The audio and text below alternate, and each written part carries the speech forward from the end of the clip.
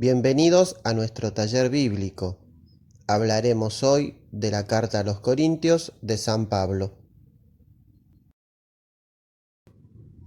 Corinto, capital de la provincia romana de Acaya, era la ciudad más grande de Grecia.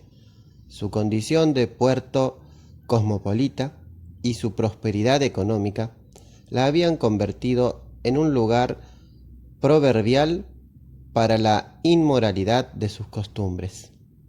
Durante su segundo viaje misionero, Pablo permaneció allí más de 1 año y medio y logró establecer una comunidad entusiasta y fervorosa.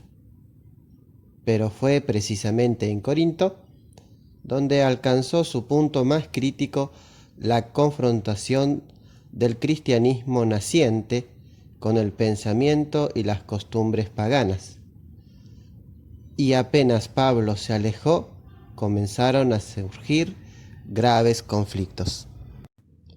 La llegada de Apolo y de otros predicadores cristianos, que se presentaban como emisarios de Pedro, dividió profundamente a la comunidad, provocando la formación de bandos rivales. Muchos cristianos no se habían despojado suficientemente de las costumbres paganas y caían en el libertinaje moral. Las asambleas litúrgicas estaban perturbadas por una escandalosa división entre ricos y pobres, o por formas de exaltación teñidas de paganismo. Algunos confundían el Evangelio con una sabiduría puramente humana, y otros negaban la resurrección de los muertos. Advertido por estos abusos, Pablo envió la carta a los Corintios para restablecer el orden y responder a las consultas que se le habían hecho.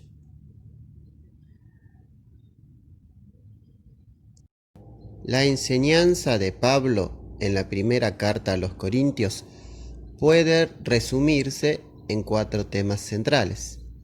Primero, las divisiones en la comunidad. En la iglesia de Dios que residía en Corinto, habían surgido profundas divisiones. Los bandos o partidos que se habían formado no propugnaban herejías o cismas propiamente dichos, ya que todos asistían a las mismas asambleas litúrgicas y participaban de la misma cena del Señor. Se trataba más bien de grupos antagónicos, que se declaraban partidarios de Pedro, Pablo o Apolo, de la misma manera que los griegos adherían a su maestro de sabiduría o a su filósofo preferido. A primera vista, estas rivalidades podían parecer normales o inevitables, como lo son en cualquier grupo social, pero dentro de la Iglesia las divisiones revisten una especial gravedad. La lucha partidista entre aquellos que han sido bautizados en el nombre de Jesucristo, el único Señor de todos, es un verdadero contrasentido y escándalo.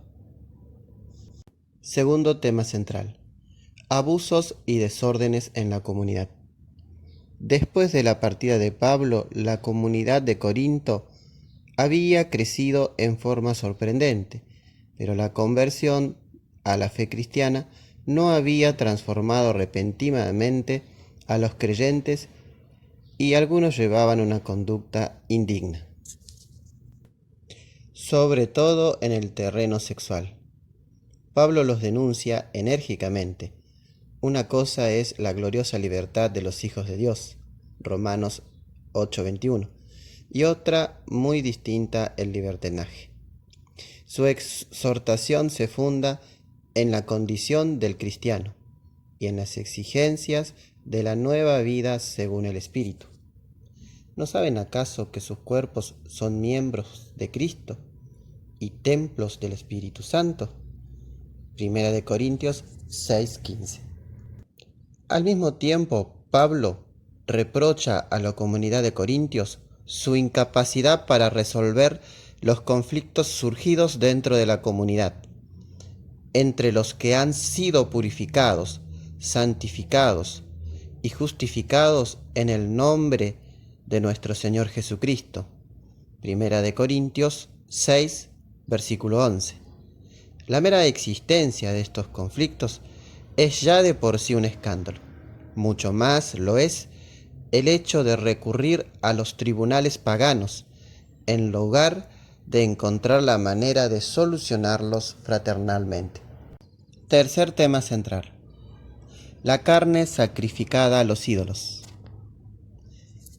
Todos los temas que aborda Pablo en la carta tienen una raíz común: cómo mantener la fidelidad al mensaje evangélico y las exigencias de la vida cristiana en medio de un ambiente adverso.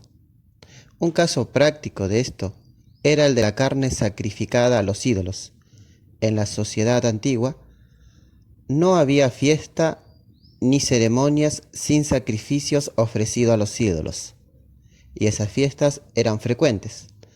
Tanto los dioses como los sacerdotes y los oferantes recibían su parte, y el resto de la carne era consumido en banquetes sagrados o vendido en el mercado.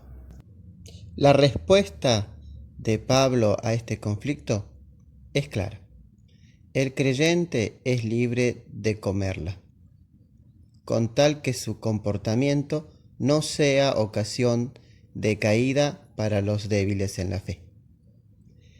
La cuestión aquí planteada responde a una situación que actualmente ha perdido vigencia. Sin embargo, siempre es actual el criterio con que Pablo trató de solucionar esta cuestión. Lo importante es descubrir ese criterio y aplicarlo a otras situaciones más o menos semejantes. Los cristianos hemos sido llamados para vivir en libertad, pero esa libertad no es un fin en sí misma, sino que debe estar al servicio del amor. El último tema central tocado en la carta a los Corintios por Pablo tiene que ver con el uso de los carismas. En la comunidad de Corintio era muy valorado y hasta sobrevalorado el carisma del don de lengua, la profecía y otros tipos de carismas por el estilo. Sin embargo, Pablo ofrece un carisma totalmente diferente como carisma central. Se trata del carisma del amor. Es el amor el que nos distingue como cristianos. Al igual que los cristianos de Corintios, los cristianos vivimos en una sociedad de valores anticristianos. Te proponemos en esta parte iluminativa que medites y que ores la siguiente pregunta: ¿cómo puedo dar testimonio? ¿Cómo puedo ser cristiano en medio de una sociedad que enarbora y defiende valores anticristianos?